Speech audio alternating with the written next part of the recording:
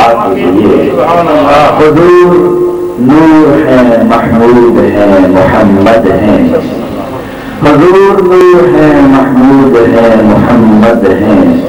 جگہ جگہ نئے عنوان ہیں سنا کے لیے. انہی کا ذکر انہی کا بیان انہی کا نام ہر ابتدا کے لیے ہے ہر انتہا کے لیے. عجب نشہ بے نام سا ہوا محسوس. عجب نشہ بے نام سا ہوا محسوس. زبان جب بھی کھلی ہے تیری ثنا کے لیے. کک سواد نہ بسری تائیں کھنڈا میں چکھ لٹھیاں. اینا سبنا چیزاں نالوں گلاں سجن لیاں بیٹھیاں. آپ اپنے پیارے محبوب میٹھے سونے آقا کی میٹھی میٹھی باتیں سنانے کے لیے ملک پاکستان کی عظیم شخصیت اور اللہ پاک کا ایک بہت بڑا احسان جو ضلع جیون پہ اللہ پاک نے کیا. دینا کی سرزمین سے تعلق رکھنے والے دینا کی سرزمین کے مکین قاری القراء نجم القراء استاد القراء جناب علامہ اور قاری محمد یوسف سیالی صاحب کے حضور ملتمسوں کہ آپ تشریف لائیں اور اپنی میٹھی میٹھی میٹھے میٹھے دھیان سے ہمارے قلوب و ارواح کو آقا صلی اللہ علیہ وسلم کی محبت عطا فرمائیں. میرا نعرہ کے ساتھ استقبال نعرہ تکبیر. لگاتا تھا وہ جب نعرہ تو خیبر نبی کے دیوانے علی کے دیوانے بیٹھے ہو ذرا جھوم کے نعرہ تکبیر نعرہ رسالت. سب جھوم کے ذرا جھوم کے نعرہ رسالت نعرہ تحقیق نعرہ حیدری نعرہ حیدری نعرہ غوثیہ. تشریف لاتے اللہ قاری محمد یوسف سیالی بطرز مولا.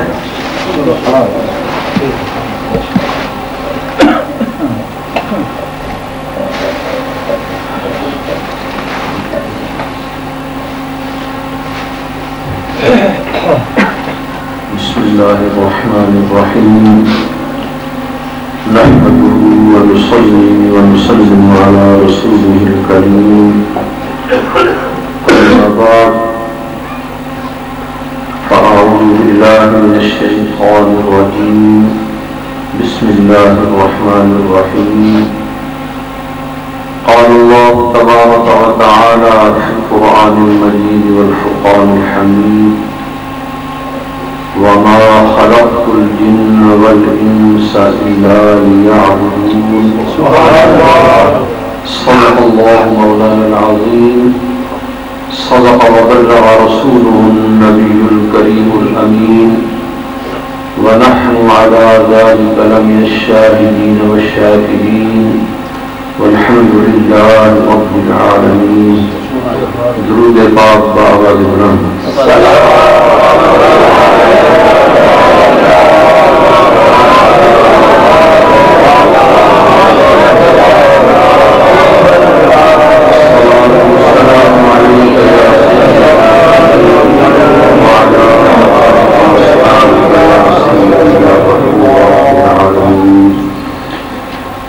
صدر محفل عزیز مکرم جناب پیر سید ابرار حسین شاہ صاحب سجادہ نشین آستانہ عالیہ سرگوٹا شریف اور عزیز محترم فخر سادات حضرت پیر سید امیر عرفان شاہ صاحب زینت آستانہ عالیہ رواتہ شریف نہایت ہی واجب الاحترام حضرات علماء کرام نعت خوانان حضرات اور نہایت ہی واجب الاحترام بزرگوں نوجوانوں عزیزوں. میں نے آپ کے سامنے قرآن مجید فرقان حمید کی ایک بڑی معروف آیہ مبارکہ تلاوت کرنے کا شرف حاصل کیا ہے. جس آیہ مبارکہ میں اللہ رب العزت نے جن و انس کی تخلیق کا مقصد بیان فرمایا ہے، کیونکہ آج بھی یہ محفل ایک ایسی عظیم شخصیت کی یاد، ان کی بارگاہ میں خراج عقیدت و محبت پیش کرنے کے لیے منعقد کی گئی ہے کہ جنہوں نے اپنی زندگی اپنے مقصد تخلیق کے مطابق، جنہوں نے اپنی زندگی کے اندر اپنی تخلیق کے مقصد کو سمجھا، اسے پورا کیا، اور دوسرے لوگوں کو بھی، اپنے متعلقین و متوسلین کو بھی اس راہ پر چلانے کی کوشش کی۔ سبحان اللہ۔ اس مناسبت سے یہ آیت مبارکہ میں نے آپ کے سامنے تلاوت کی ہے۔ اہل چک بٹالہ کے لیے یہ بات نہایت ہی مسرت اور خوشی کی ہے کہ ان کی اس آبادی میں ایسی محفل کا انعقاد ہوا ہے جس پر اللہ رب العزت کی بے شمار اور انگنت رحمتیں نازل ہو رہی ہیں۔ اور مجھے امید ہے کہ اس محفل میں بیٹھنے والا ہر آدمی یہ محسوس کر رہا ہے کہ ہم پر اللہ رب العزت کی رحمتوں کا نزول ہو رہا ہے، دلوں کی کھیتیاں اس سے سیراب ہو رہی ہیں، اور اللہ رب العزت جل وجہ الکریم کے پیاروں کے تذکرے سے، ان کے ذکر سے اللہ رب العزت کی محبت کے چراغ دلوں کے اندر روشن ہو رہے ہیں۔ یاد رکھیے، سب کا مقصود، سب کا مطلوب کون ہے؟ اللہ۔ سب کا مطلوب، سب کا مقصود کون ہے؟ اللہ۔ ہر نبی، ہر رسول، ہر غوث، ہر ولی، ہر مومن، سب کا مقصود کون ہے؟ اللہ۔ اس میں کوئی شک نہیں، اس میں کوئی اختلاف نہیں، مگر بعض لوگ اس غلط فہمی کے اندر مبتلا ہو جاتے ہیں کہ جب اللہ کے پیاروں کا ذکر ہوتا ہے، اللہ کے محبوب اور مقبول بندوں کا ذکر ہوتا ہے، ان کی تعریف ہوتی ہے، تو وہ یہ سمجھتے ہیں کہ شاید اللہ رب العزت کی شان میں کچھ کمی ہو گئی، لوگوں نے اللہ کو چھوڑ کر بندوں کے ساتھ تعلق اور واسطہ قائم کر لیا ہے، حالانکہ یہ بات نہیں ہے۔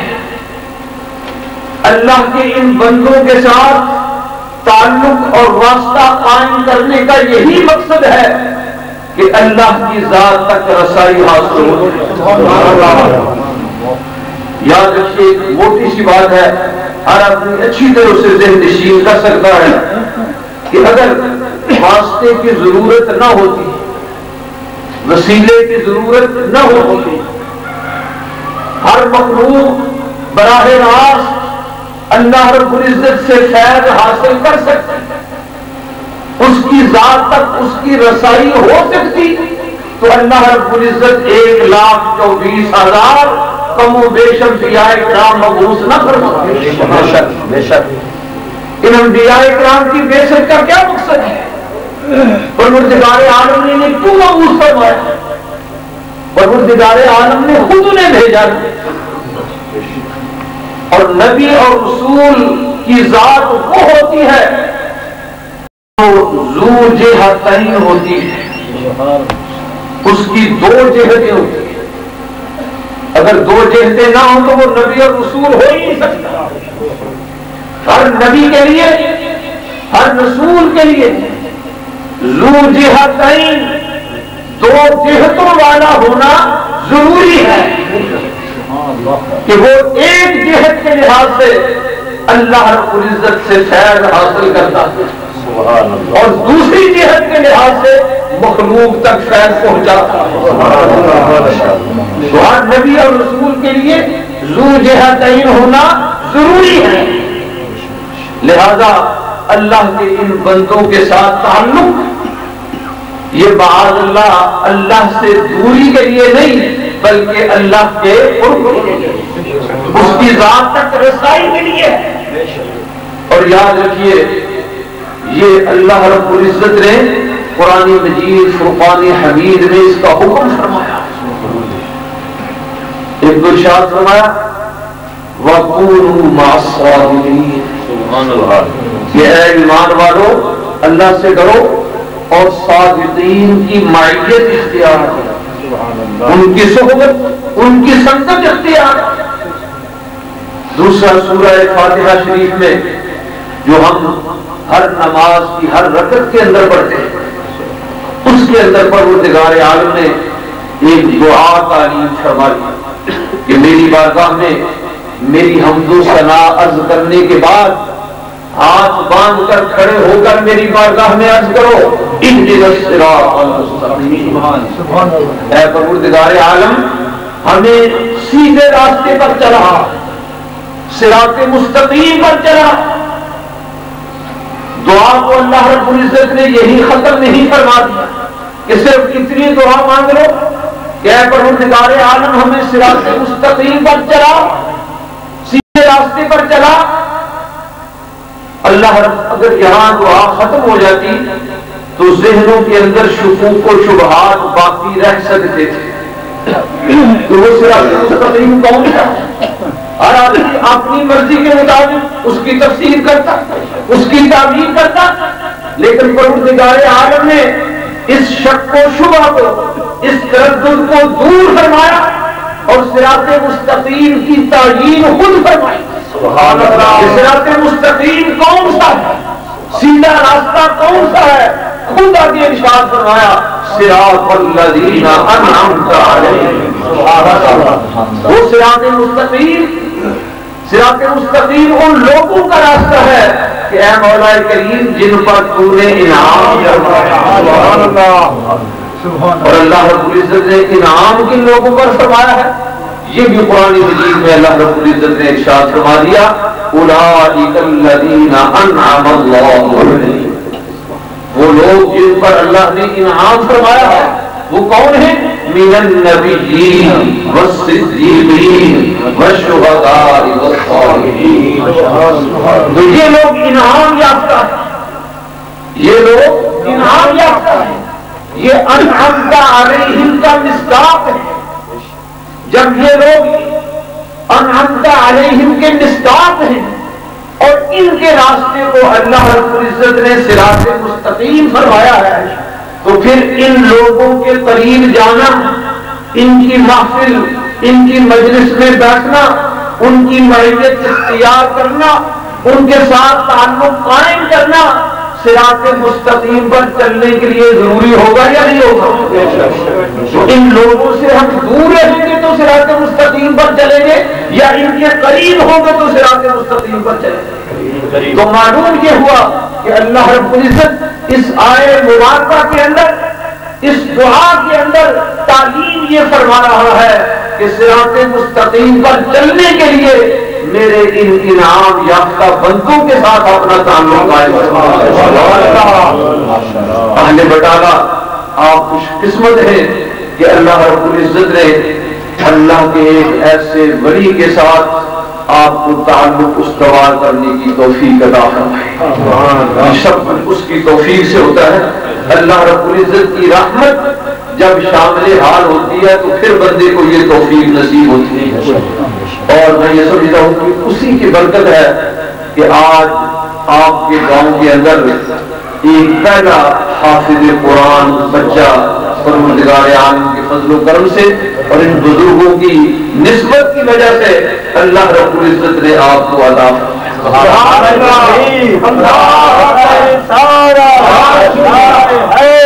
حاضرین گرامی، پروردگار عالم نے ارشاد فرمایا وما خلقت الجن والانس الا لیعبدون، اور نہیں پیدا کیا میں نے جنوں اور انسانوں کو. اللہ رب العزت نے کیا فرمایا وما خلقت الجن، اور نہیں پیدا فرمایا میں نے جنوں اور انسانوں کو الا لیعبدون، مگر اس لیے تاکہ وہ میری عبادت کریں.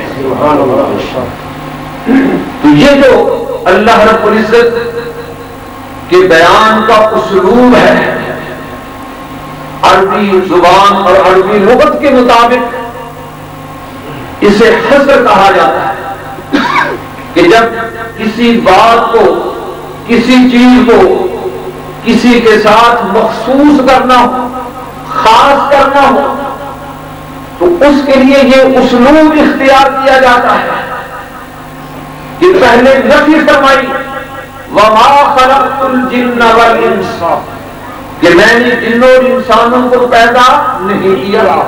حالانکہ پیدا فرمایا ہے، لیکن ارشاد فرمایا کہ میں نے جنوں اور انسانوں کو پیدا نہیں فرمایا الا لیعبدون، مگر اس لیے کہ وہ میری عبادت کریں. تو معنی کیا ہے؟ معنی یہ ہے کہ میں نے جنوں اور انسانوں کو صرف اپنی عبادت کے لیے پیدا فرمایا، ان کی تخلیق کا اور کوئی مقصد نہیں ہے، صرف اپنی عبادت کے لیے پیدا فرمایا ہے. لفظ عبادت عبد سے بنا ہے. عبد کا معنی ہوتا ہے غلام. عبد اس شخص کو کہتے ہیں کہ اس کا آقا، اس کا مالک، اس کا مولا، اس کی ہر چیز کا مالک، اس کا اپنا کچھ نہ ہو. وہ جو کچھ کرے گا، جو کچھ نفع کمائے گا، وہ سب اس کے مالک کا ہوگا، اس کا اپنا کچھ نہیں ہوگا. ایک ہوتا ہے خادم اور نوکر. خادم اور نوکر وہ ہوتا ہے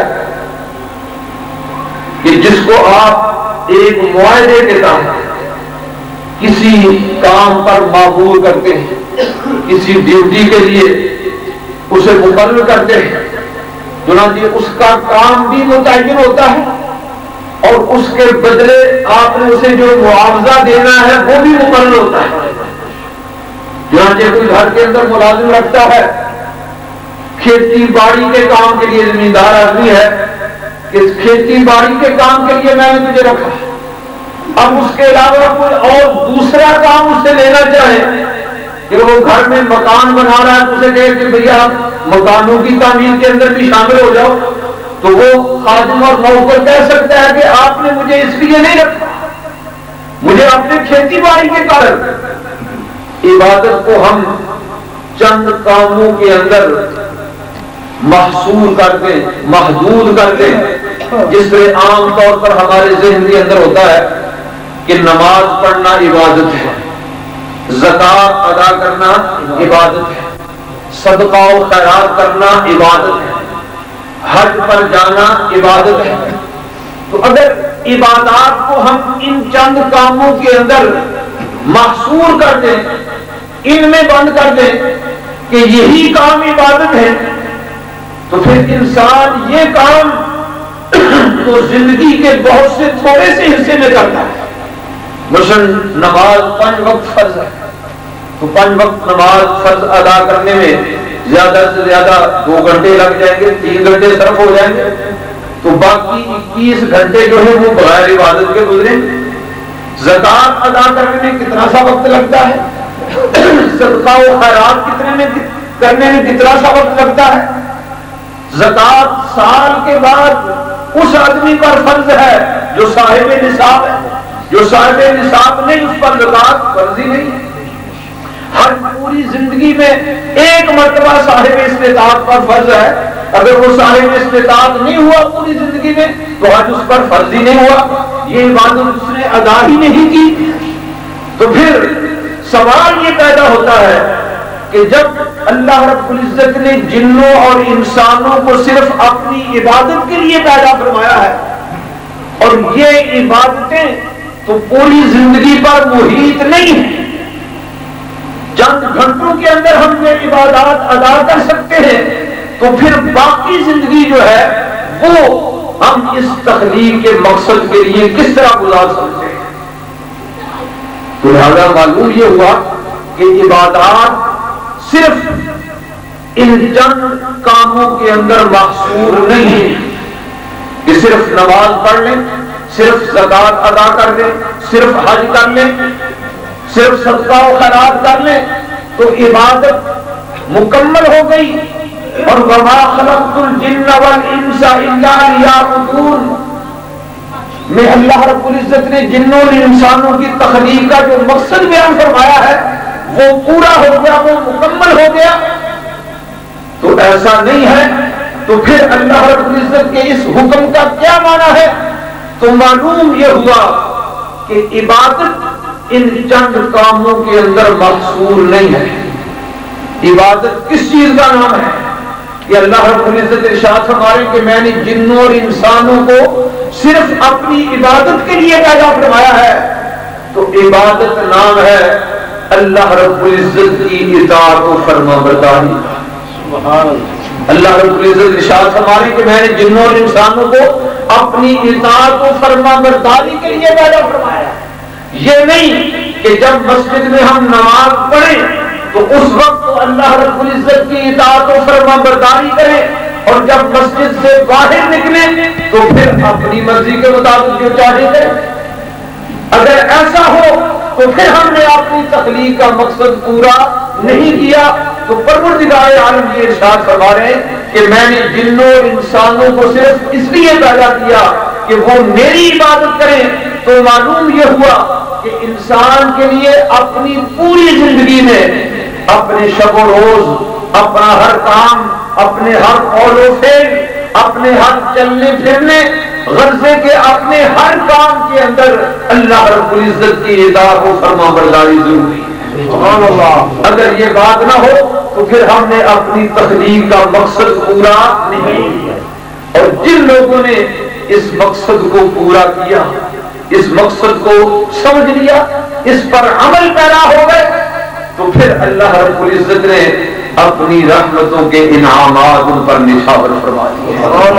پھر یہ دنیا نہیں، دنیا اور آخرت دونوں میں اللہ رب العزت انہیں ارشاد فرماتا ہے لَهُمُ الْبُشْرَى فِي الْحَيَاةِ الدُّنْيَا وَفِي الْآخِرَةِ کہ دنیا کی زندگی کے اندر بھی تمہیں بشارت اور خوشخبری ہے اور آخرت کے اندر بھی تمہیں بشارت اور خوشخبری ہے۔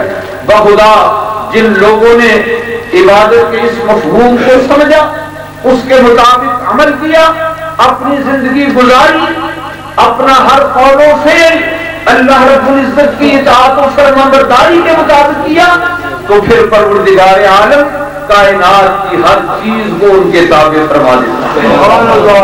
کائنات کی ہر چیز ان کے تابع ہو جاتی ہے۔ حضرت شیخ سعدی علیہ رحمت نے ایک بڑی پیاری حکایت اپنی چشم دید بیان فرمائی ہے۔ حضرت سعدی جنگل کے اندر جا رہے ہیں، وہ دیکھتے ہیں کہ سامنے سے ایک آدمی چیتے پر سوار ہو کر آ رہا ہے۔ اس نے اپنے ہاتھ کے اندر چھڑی کی بجائے سانپ کو پکڑا ہوا ہے۔ سانپ سے چھڑی کا کام لے رہا ہے، چیتے سے سواری کا کام لے رہا ہے، جبکہ یہ دونوں انسان کے دشمن انسان کو نقصان پہنچانے والے ہیں۔ تو شیخ سعدی فرماتے ہیں کہ جب میں نے اس شخص کو اس حالت کے اندر دیکھا میں بڑا حیران ہوا، مجھے بڑا تعجب ہوا کہ یہ چیتا جو انسان کا اتنا بڑا دشمن ہے، اس کے خون کا پیاسا ہے، اسے اکیلا مل جائے تو وہ اس کی بوٹی بوٹی کر کے اسے کھا جائے، لیکن یہ انسان اس سے سواری کا کام لے رہا ہے اور سانپ سے چھڑی کا کام لے رہا ہے۔ شیخ سعدی فرماتے ہیں کہ جب وہ بزرگ میرے قریب آئے، میرے چہرے پر انہوں نے حیرانی کے آثار دیکھے تو ان آثار کو دیکھ کر خود ہی اس بزرگ نے فرمایا کہ ایسا تھی تعجب کی بات نہیں، کیوں وہ تعجب ہوتا ہے، کیوں حیران ہوتا ہے؟ نقطہ ایک معمولی سا ہے، اگر آدمی اس پر عمل پیرا ہو جائے تو پھر یہ حیرانی سب دور ہو سکتی ہے۔ وہ نقطہ ان بزرگوں نے کیا بیان فرمایا حضرت سعدی خود اپنے الفاظ کے اندر اسے بیان فرماتے ہیں تو ان بزرگوں نے مجھے ارشاد فرمایا کہ اے سعدی حیران نہ ہو، نکتہ یہ ہے کہ تو ہم گردن از حکم دار نہ پیش، تو ہم گردن از حکم دار نہ پیش، کہ گردن نہ پیچ سے حکم دوہیش۔ ان بزرگوں نے فرمایا کہ ایسا نکتہ یہ ہے کہ تو اپنی گردن اللہ کے حکم سے نہ پھیر تو دنیا کی کوئی چیز تیرے حکم سے اپنی گردن نہیں پھیرے گی۔ جب تو اللہ رب العزت کا مطیع و فرما بردار ہو جائے گا، اپنی تخلیق کے مقصد کو سمجھ لے گا، اسے پورا کرے گا، تو پھر دنیا کی ہر چیز تیرے تابع فرمان۔ اور یا اللہ کے حالات سے زندگی پڑے تو آپ کو معلوم کہ دنیا کی ہر چیز ان کے زیر تصرف ہے، اور اللہ رب العزت نے اصل حکومت انہیں عطا کی۔ یہ دنیا کے حاکم ظاہری ہیں، اصل حاکم اس دنیا کے اندر اللہ کے وہ بندے ہیں جنہوں نے تخلیق کے اس مقصد کو سمجھا، اسے پورا کیا، اور دوسری مخلوق خدا کو بھی اس راستے پر چلنے کی تلقین فرمائی۔ تو حاضرین محترم، بخدا میں صرف اس لیے حاضر ہوا ہوں کہ اس پاکیزہ محفل سے اللہ رب العزت کی ان برکات کو حاصل کیا جائے، اور ایک اللہ کے ولی کامل کی نسبت سے انعقاد پذیر ہے۔ پروردگار عالم مجھے بھی اور آپ سب کو بھی اس بابرکت محفل کی رحمتوں سے، اس کی برکات سے اللہ رب العزت مستفید فرمائے۔ وآخر دعوانا ان الحمدللہ رب العالمین۔